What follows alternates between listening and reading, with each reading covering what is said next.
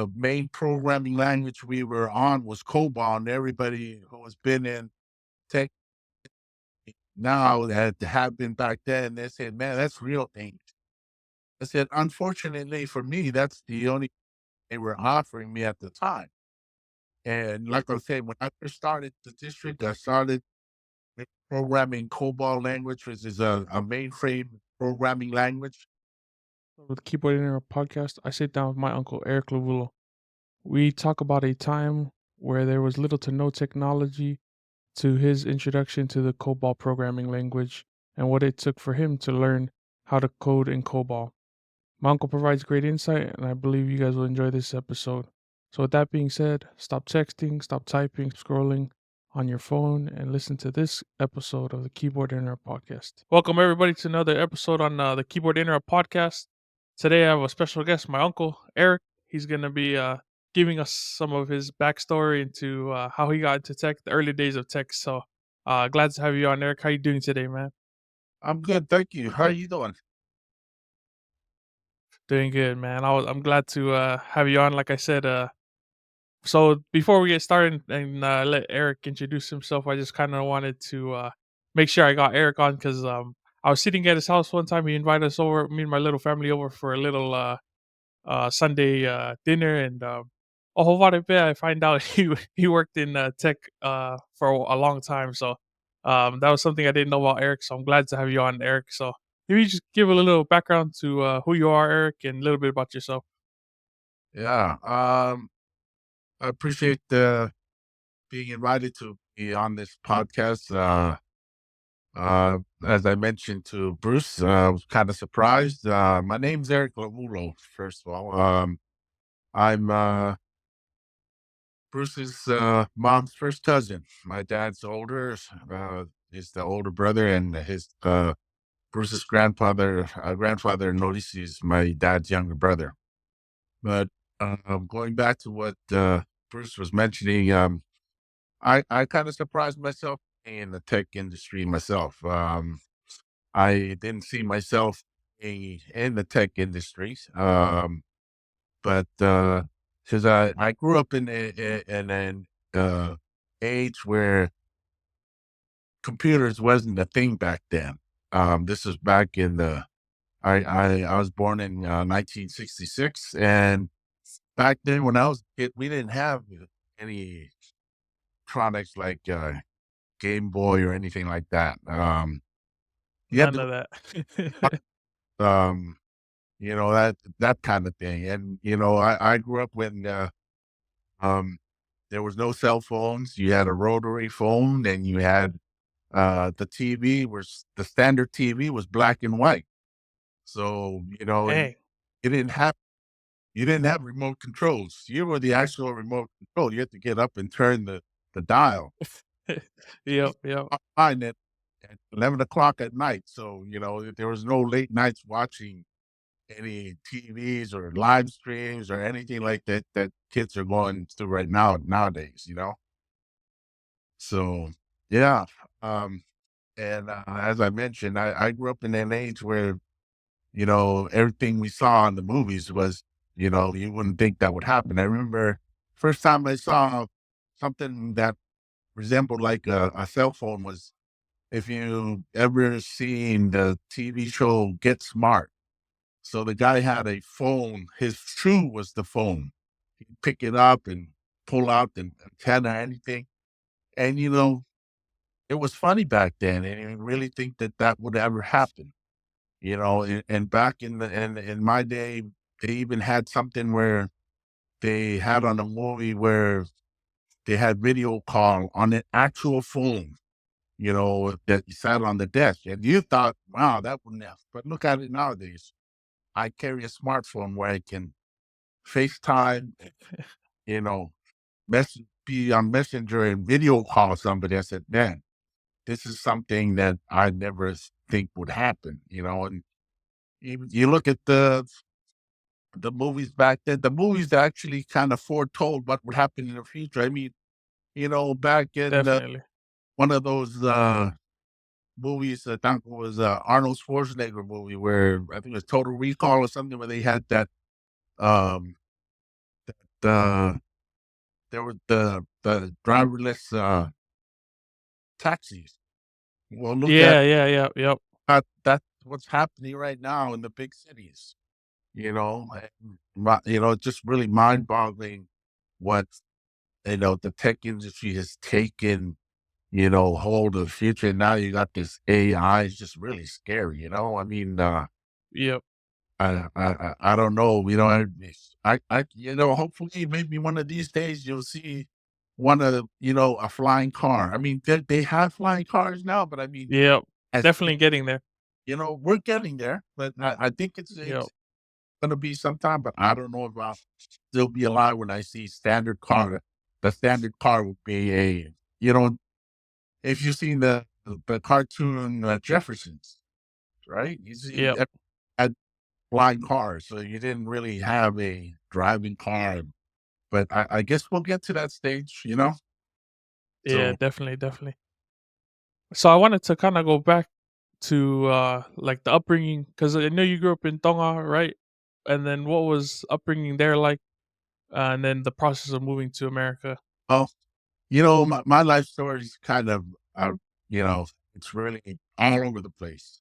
I was Yep. actually in Tonga, and then I moved out of Tonga when I think it was like maybe 3 or 4 years old, and I lived in New Zealand for 2 years with, Auntie Betty and, Uncle Robert. So we were there for 2 Oh, years. okay. We moved here to the US. I actually grew up in Millbrae. So, you know, Oh, okay, in the Bay. your Uncle Champ, rest in peace, Yep, yep. Rest in peace, the champ. and we grew up in Millbrae. And, funny thing back then, you think you're in the Bay, you grew up in the Bay, you're a 49er fan, but me and Yep.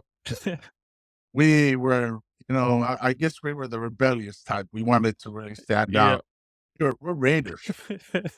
So it Yep, yep. ate up in family reunions, you notice there's not that many Raider fans in our family. There definitely isn't a lot of Raider fans in our family. Yeah. So, we're Raider fans. So I grew up in Millbrae, um, went through middle school, elementary school, went to junior high, and just about to enter high school, um, I went back to Tonga for Christmas. And I when I got to Tonga, it was just a different environment. Like I said, I didn't grow up with my parents when I was still young, but when I was just as I was entering high school, I went back to Tonga, and that was when I wanted to move back with my parents because I when Yeah. I was staying with my dad's older brother and his family, which is the champ's dad. So Manu, Manu. Yep. wrong with I guess when you're that young, you just realize you really miss home. But Yeah. life all over the place. Like I said, I when I was still real young, going to kindergarten, that was in New Zealand, and then when I moved here to West, I went first grade, second grade, all the way up to uh, because we went to Chadbourne, and then I went to Taylor. Uh, um, you know, Back then, it was funny, that there that many Tongans, but so when we were at Chadbourne, we were with the Katoa brothers. Have you heard of, Andy Katoa? So me and Andy were the same age. Yeah, yeah. Yep. It's just Inoki and, Semis Katoa. So we Mhm. all walked to school, we were the Tongans in our area, so we walked to Chadbourne, and then by the time we went to, Taylor, um, we all walked to Taylor. The funny thing is all the Tongans went to Mill, and then Oh, is Malang, that the high school to go to? yeah, went to that's, Millsbury High. So, because Oh, and then okay. we were, like, in the middle. Millbury High was going you had Yep. south to Millbury, and then you go north to up near San Bruno to go to, Cap. But they were, like, all Palangis at Cap. So all the Tongans went to Mills. But like I said, we Yep. inside they always went against the grain. Everybody was a Raider fan, so when everybody went to Mills, Sunday went to Cap. So I was ready to go to Cap. Yeah. But now, when you go back to the Bay nowadays, all the Tongans are Cap. So it kind of swapped. Back here in the US, when I left, it was, we started having color TV. But back then, there was no TV in Tonga. So, Mhm. when I was in school in Tonga, going through school, um, even up till when I moved back here to the US, I was into commerce. I was the business. When I Oh, nice. when I finished high school, I ended up going to. Well, I worked in Tonga for a while, for the stats department, as a clerk. But then Yep. I went to school in New Zealand, Wellington, and my major there was commerce, um, Yeah. accounting. So I was more of a business minded person. And the funny thing was, I took a computer programming class, introduction to computer programming class.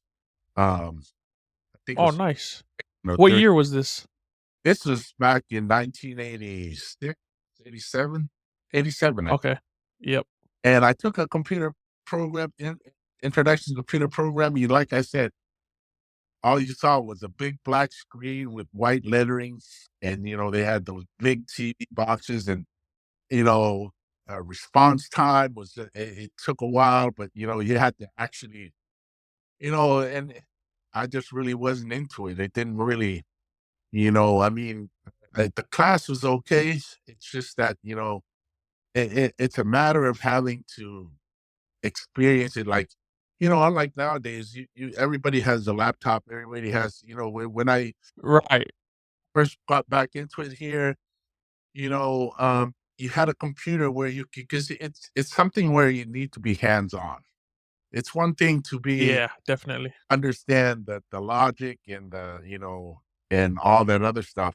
The other thing is you got to get practiced into playing around.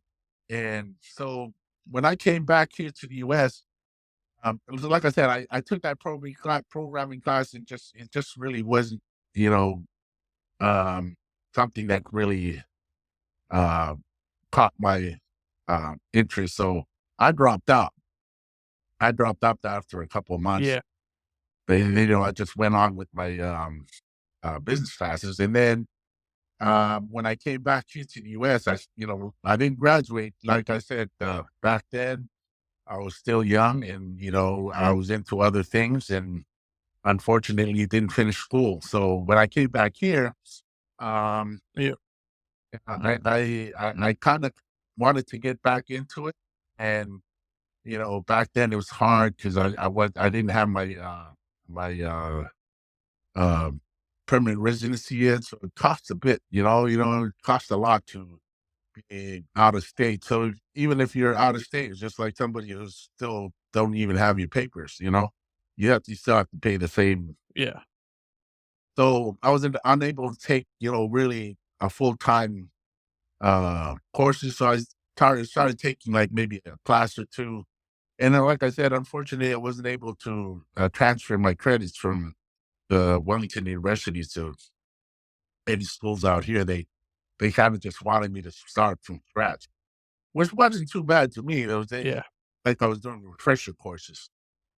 So when I Yep. first, like I said, things were starting to, here in the U.S., everything was moving towards, technology and stuff. But still, the baby steps at that time. So we still had computers wasn't Yep. really back.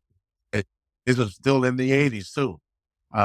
It wasn't into it. So I was taking my classes, and they were sort of like refresher classes from. The funny thing is, I was scoring A's, something I wasn't really getting when I was back in college in Wellington. I just barely passing, Right. and I was more into playing rugby and just having a good time rather than, Going to class. when I came back here, I realized, I had to pay like almost $1,000 just for one class. So, today, I got to make use of this $1,000. So I was getting A's and everything. So, um, long story short, long story short, um, you know, I was heading towards that, getting to, you know, but then I met my wife, got married, and I realized being married, you have to have a job to provide for myself and my. Yep, definitely. So, I needed a job right away. But, even when I was in school, I was doing the only part-time work I could get at that time was just yachting. So on my days off that I wouldn't have class, I'd go yachting with men from the Methodist church that I went to. Which helped a lot. But like I said, when I got married, I realized that I needed to get a job. And so I got a job at the airport. I worked at the airport as a Yep. rep. And back then, the 80s, it's nothing that you would hear of nowadays. Think that's crazy. But starting wage as the ramp agent back in the 80s here in LA at LAX was $3.50 an hour. $3 Dang, man. an hour. I You don't know. can't even get you, a Uh, drink for the store maybe for that price maybe. well, like I said, back then in the 80s, gas prices were like dollar something in a gallon here in LA. That's true, yep, yep. It gas prices now is $4 something. So, of course, the wage had to increase to meet the inflation in price and everything. But that Yeah, no, but like I said, I got to a stage to where I think it's more, to me, it's more of a like one thing is that you can't live your life being complacent, like you're just stuck, and then you end up being stuck in a certain area. Like I said, when I right. married, you know, my wife, she wanted me to continue, my studies. Because like I said, I just gotten my permanent residency that year. And then I wanted to, and then I said, got married. And then I said, okay, and I think it would have been, if I just stuck with it, I probably would have been done with another 2 or 3 solid years. Because now I'd be Yeah, afford classes. Because now, see, because if you were non-resident, it's like $1,000 for a full-time course, might be like 3 or 4 credits. And but if you were permanent yep. resident, only cost you like 100 something dollars back.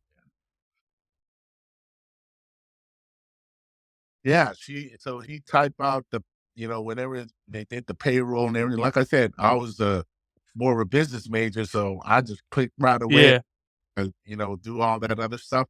Um, so he had the other typewriter was one of those electric typewriters, and it was one of those where you kind of program it to where you can have settings. So, I kind of figured, I looked at it, I said, oh, this is better than that one. So I looked and had a little screen where it showed you, and I could set it up to where, you know, like on payday, I just put in the form, hit print, and then boom, boom, boom, boom, boom, it'll just automatically type everything in. yep. And then and that was kinda like when I first started getting into the mentality music and computing. Everything was so easy. Yeah, 'cause of the speed. My dad would stay up, and it'll take him like maybe an hour or 2 to sit there and type and figure out, Yep, calculate the hours and pay for everybody and how much taxes to figure it out. And then, I wouldn't even bother with it. I just go and do the manual stuff. But then when he kind of handed it over to me, he was surprised. I just, he'd be up at night. I just wake up in the morning, put the piece of paper in there, hit print, and I'm off to the bank to go. it already automated it. Yeah. My mom, Everything's already automated. my, mom, you know what? You need to leave that to Eric. You see, that's what he went to school. He Yep, understands. And then he kinda asked me, "Oh, how did you do that?" I said, "Oh, you see your new laptop or your new, not laptop, your new printer over here has that, you know, that kinda like a computer setting where you can set up everything, and you just go in and manually change the figures on that little screen and just hit Yep. it. It'll just print everything out for you."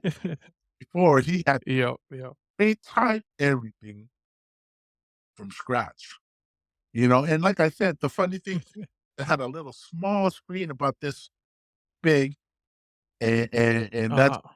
make the changes to that form, and then that was it. There was, Yeah.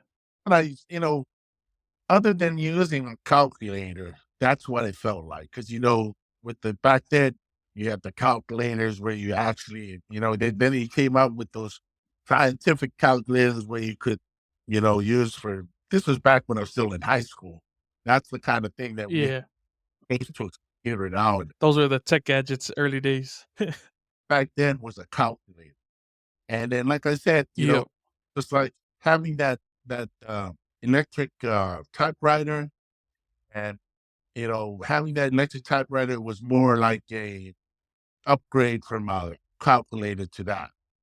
So that was Yep. I think that was kind of like my upgrade in tech. Alright, you're good. So where did I leave off?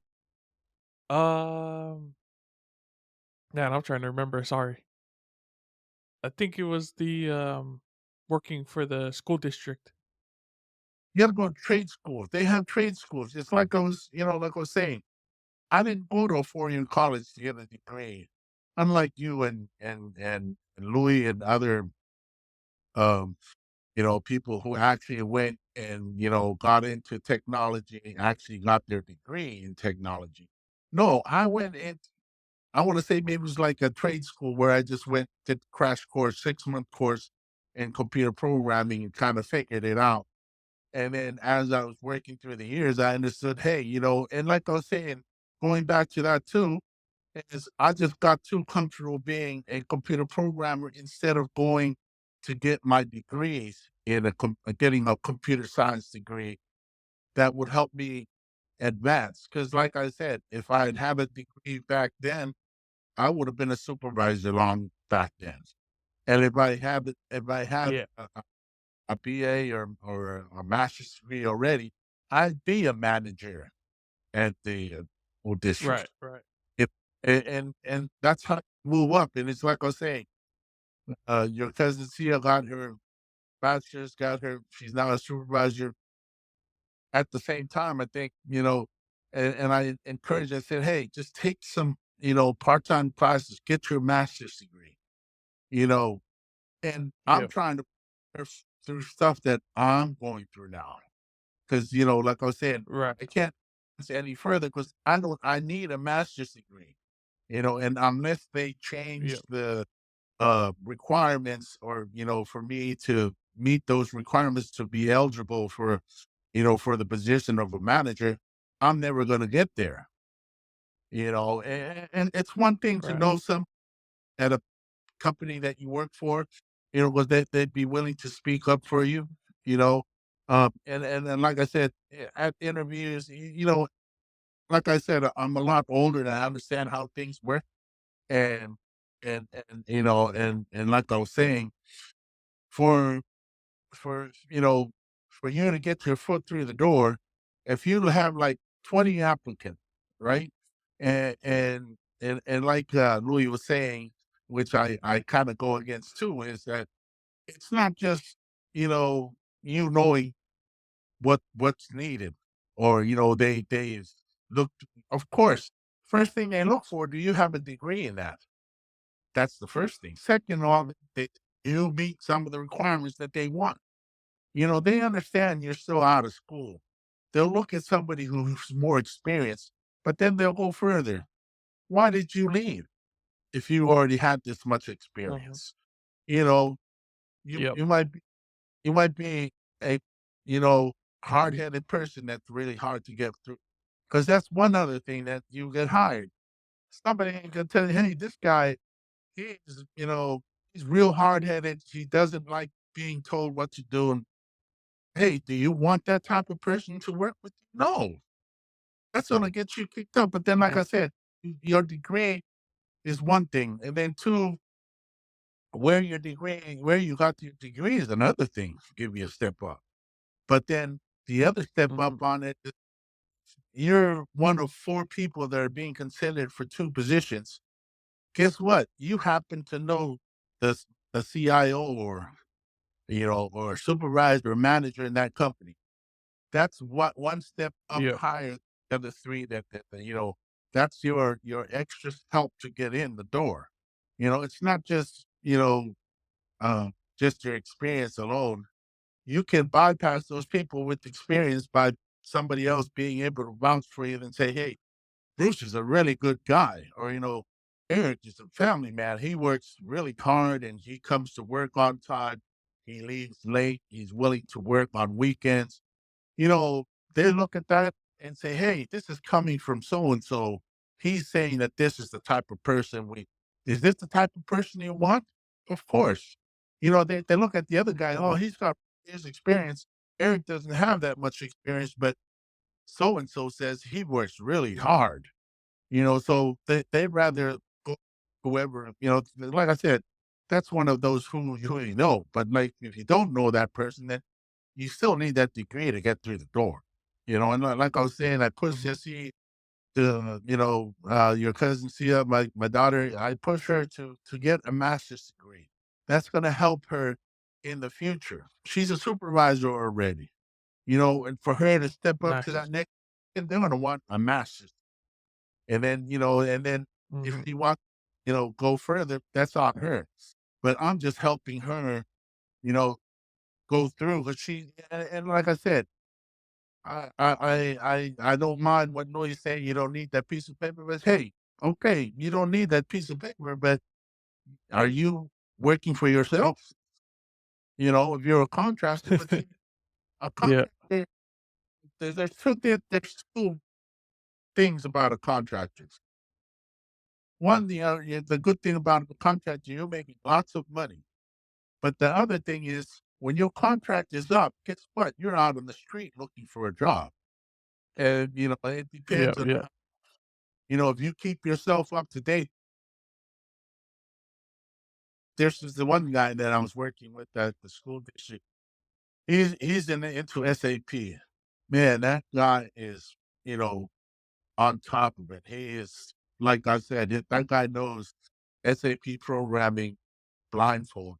You know, he goes in Mhm.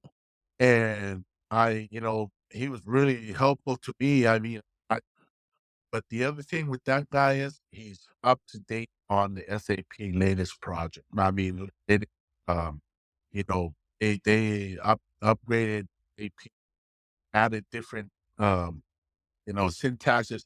He's on it. He knows the latest, Yep.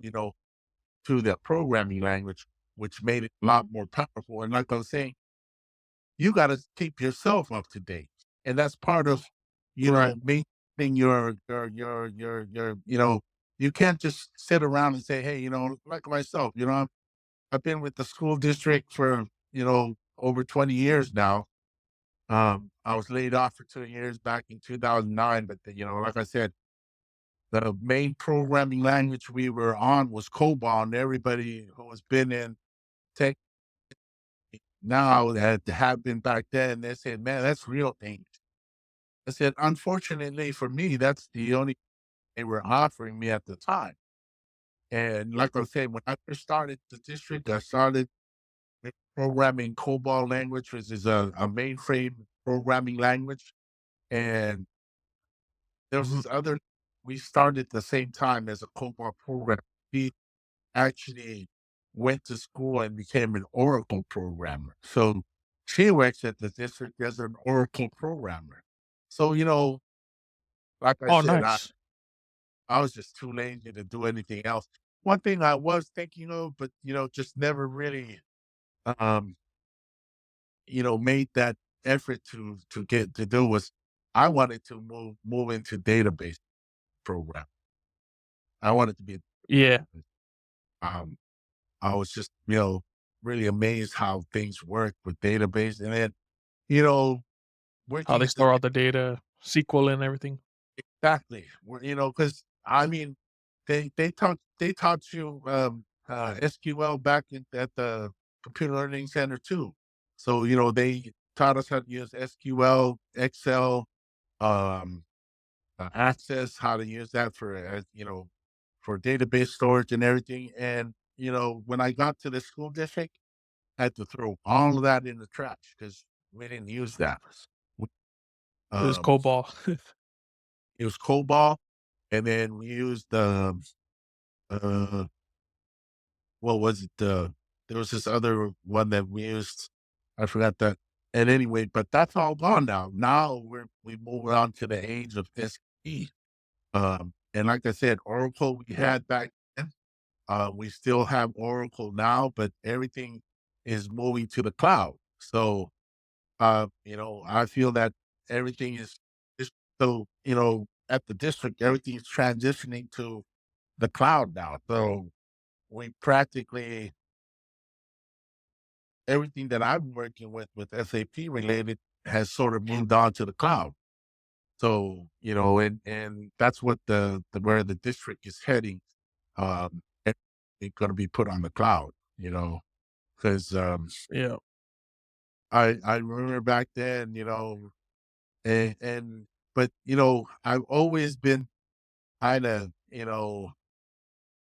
I guess that's where we're in the dark at. You don't really realize how advanced and how you know AI is. AI is out there on the cloud, and AI thinks for themselves. And you kind of remember all those different movies you watch about stuff like that, where the computers start Yeah. thinking for it's amazing. And like I said, we before the computers were just as smart as the people who programmed them. Now you program the computers to program themselves, to update, Themselves. Yep. and and that's just really crazy. But unfortunately, if you don't nowadays, you have to think of yourself moving forward. I mean, I remember back when smartphones first started. I don't know if you were here that back then, but when smartphones first started out, um, the closest I had getting to having my own personal cell phone was a flip phone. So one time we were sitting at Yep. our table, and everybody, all Sia, all our cousins were sitting around. They were all looking at their phones. I'm sitting there looking at them, and I just stand my hand on the table, and they all looked at my phones and said, "Put your phones away. Let's just talk." I said, "Well, some text you or Yep. Yep. something." And while you're still here sitting within earshot of everybody, you need to put your phone down. I was like that. I was Yep. pushing, but I push back as far as I can. One thing, the one thing that really, the thing that got me into getting a smartphone was I got lost one day. Um, Yep. you know, I was just really in the dark. So in other words, if I had to go somewhere, I go on Google Maps, look for it, find it, and then I know how to get there. So one evening, have you? Oh, you heard of California City, right? Yeah, yeah, yeah. Yeah. So I didn't know there was a California City in California in the Bay in here in LA. Yeah. That day, my cousin, Yep. I don't know if you remember, his name was Danda. He came. He worked at the restaurant for a couple of years. For no, Yeah, yeah, yeah. Yeah, yeah. I remember him. from Mua. He's from our Mua side. But anyway, Danda came. Yep. His wife who lives out in California City, but he came here to the house. He goes, "Oh yeah, they live here in Long Beach." I said, "Oh, Long Beach is like 10-15 minute drive away from here." They said, "Okay." So before Yep. we left, get an address so I can Google up and we can just drive later. I Googled up and he gave me an address that said California City. I've never heard of California City. When I looked it up, Yeah. way up past Lancaster, it's almost by Mojave Desert. I said, "Damn, this thing's Oh, man. a 2-hour drive." But anyway, Yeah, it's like going to Bakersfield. yeah, we drove out there, and it was like way in the boondocks. There was no street lighting. It Yeah. was just like but Jessie came with me. And, Jessie had her smartphone. Jessie plugged in the dress, and we got there, and I didn't know where we were. Like I said, there was no street lights. You could hardly tell where the street was. But then Jessie from the back seat says, "Oh, Dad, it's the next street over to make a left on the next street." So I came up to the next street, made a left. Like I said, there was hardly any cars around. So I had to slow down to actually check out the street name and said, "Okay, this is it." So we keep going, and she was telling me all this from her cell phone, and she said, "Oh, the house is the second house on the right." And we just happened to look up, and we slowed down, and then the family turned the light on the outside. I said, "Oh, we're here." And that was when I said, "I think I need to get a smartphone." 'Cause, here I Yeah. am, It's uh, time to upgrade. time to upgrade. So I went from that to an iPhone 6. So I got an iPhone Yeah. 6, and then at that time, the new phones were coming out. I held on to my iPhone 6 till I think it was like 2 years ago. We were on iPhone 13, but every year, my friend at work would come over. He goes, "Hey, Eric, you get the new iPhone?" I said, "No." He goes, "We're not." I said, "What's the use of getting a new iPhone? I hardly know how to use this iPhone 6 alone. I'm only using a Yeah. couple of hacks, and plus one thing I really didn't like about the flip phone, just my fingers are too big for those little, Right, right. what is their interest?" And like I said, in this day and age, like for me, my interest was in going into business. But then, with just my main interest was, earning a dollar to take care of my family. But then Right. when you start to look for a career, then my interest said, "Hey, this is my background. Grew up, you know, wanting to be an accountant, economist, or something like that in business." And then, because that's what I learned, that's what I was good at.